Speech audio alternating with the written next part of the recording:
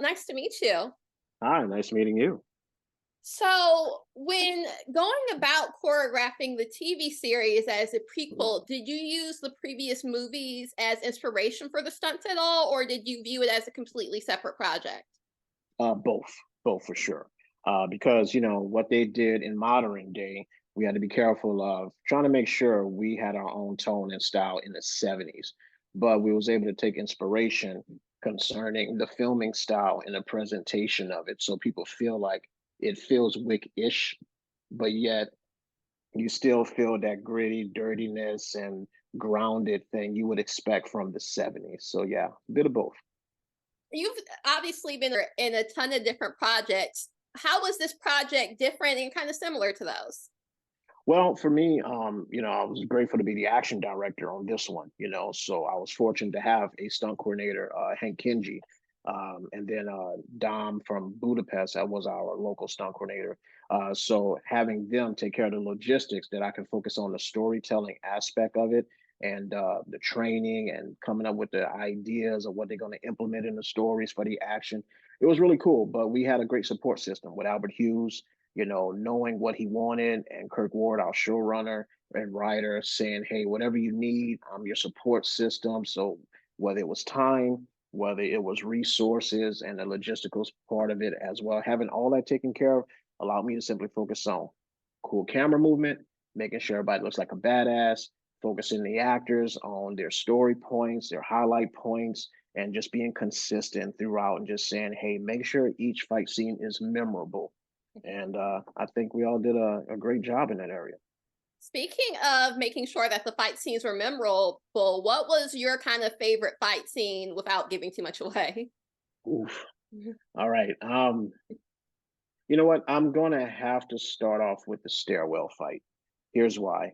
When you start off strong, then you captivate the audience, and if you can captivate the audience and keep their attention, then they're gonna enjoy the journey and follow you throughout the rest of the episode. So that was a big sequence because it was our first introduction of saying, "Hey, this is who we are, action-wise. We're not the John Wick exact way of the modern version, but here we are in the '70s, still giving you the flavor you expect."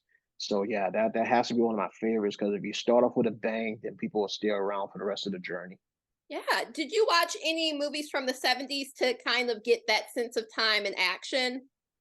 Well, what's interesting is, yeah, I'm a fan of the '70s movies, but whether you say something like, Charles Bronson from Death Wish, whether you want to go Jim Kelly, Black Belt Jones, or different things like that, you want to basically say, hey, I see what they did, but we're a modern day audience. You can say, how do I incorporate some of the cheesiness that it was known for? Sometimes there was humor, but it was very violent and gritty and grounded most of the time, so we just wanted to keep that feel, keep it authentic, and modernize it, so to speak, make it a little more enjoyable. Okay. Yeah. So, how did you guys decide about what stunt would be done by a stunt double and what stunt would be done by an actor?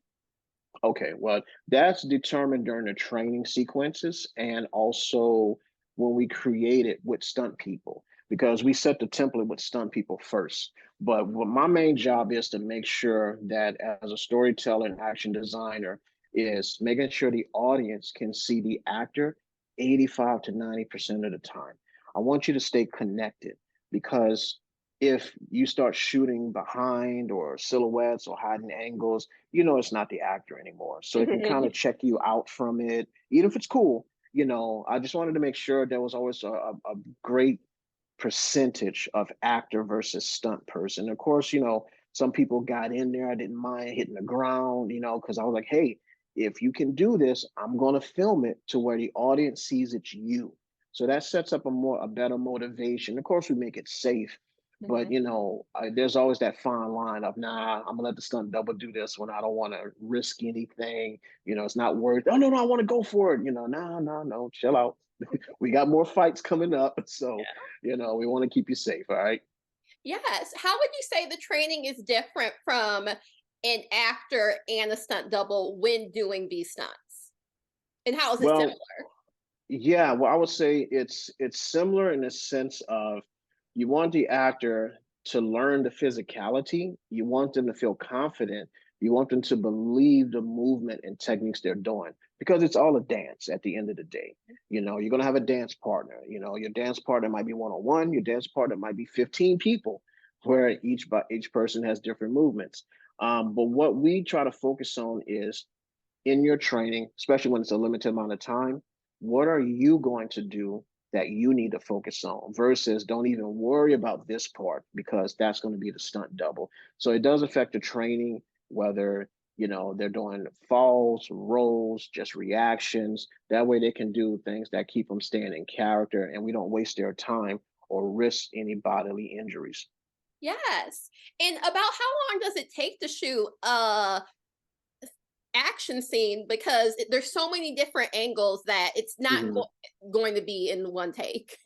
Yeah, yeah. Well, for me, like we come up with a game plan way ahead of time, and we talk to our ADs and make sure we come up with a schedule and how many shots are we going to do, how many setups we're doing.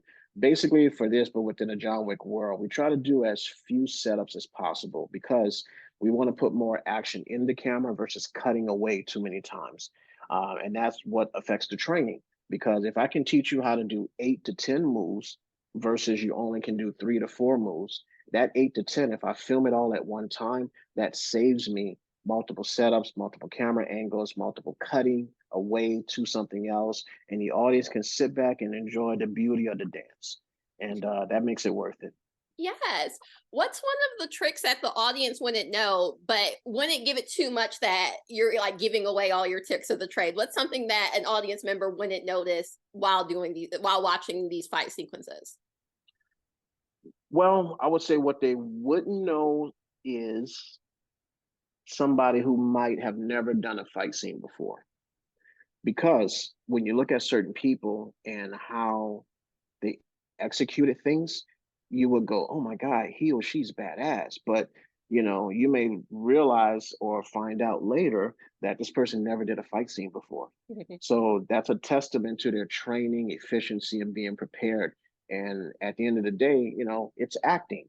And our job is to make them a badass action actor and believable in that character. So, it's an illusion, but we do our best to make sure the audience walks away not knowing who was a great fighter and who never did a fight scene before. And if we do that, we've done our job well. Yes. Obviously, this is a three-part series, an event, because they're kind of movie length, but also there's already been 4 John Wick movies. Why do you think Mhm. people are still so captivated by the story and it's still such a fresh story? Well, I want to say it's basically the teamwork of Chad Stahelski and Keanu Reeves. They're a great one-two combo. They have great synergy. They understand each other so well. There's a communication between them that translates on screen because those films are hard. They have rough nights. They have huge sequences. It involves so much training here and there.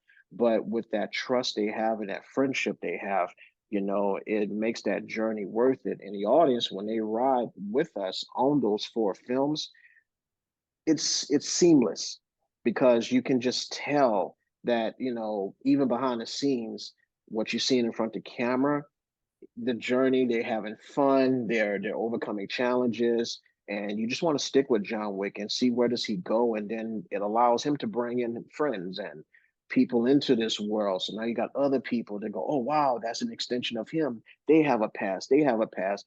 And the way they branded out this universe, it keeps it fresh the entire time. So I think the audience is always like, "What's next? What's cool? How can it get bigger? How can it get better?" So I just think they've done such a great job of setting that up that obviously led to something like the Continental, where they focused on world building and extending, and here we are, wanting more. Yes. And obviously, your sequences and your action directing has led to a lot of this as well. So I Thank appreciate you. you taking the time to talk to me. I'm very excited about this project. Congrats. And I look forward to talking to future projects. Thank you. I appreciate it. Awesome. You have a good one. Thank you. You too.